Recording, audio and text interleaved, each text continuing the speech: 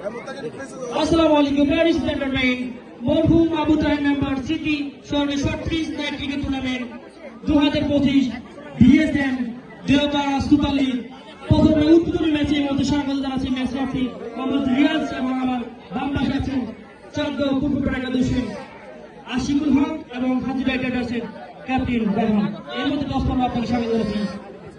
Call টেলিভি হাজি Riders বাহিনীর মধ্যে call করবেন।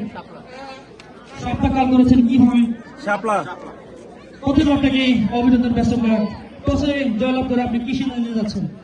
আলহামদুলিল্লাহ টসটা আমাদের ভাগ্যের মধ্যে রয়েছে, আমরা ফার্স্টে বোলিং করব।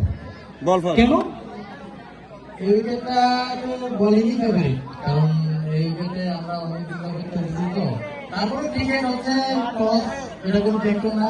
আমাদের কাছে এটা মনে হয়েছে যে আমাদের ফিল্ডিং করে বেটার হবে, এই জন্য আমরা ফিল্ডিং নিলাম। 12 ওভারের মধ্যে বিপক্ষ দলকে কত রানে হাটকাতে চান যাতে স্কোরটা চেস করতে পারেন ইজিলি? 12 ওভারের মধ্যে 60-70 মধ্যে আমরা চাবো ওদেরকে আটকে রাখার জন্য। আপনার জন্য বেস্ট অফ লাক, শুভকামনা। ধন্যবাদ।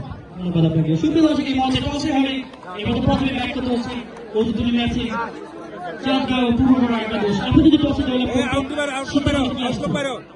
আমি টসে জয়লাভ করে অবশ্যই ফিল্ডিং পাস করলাম।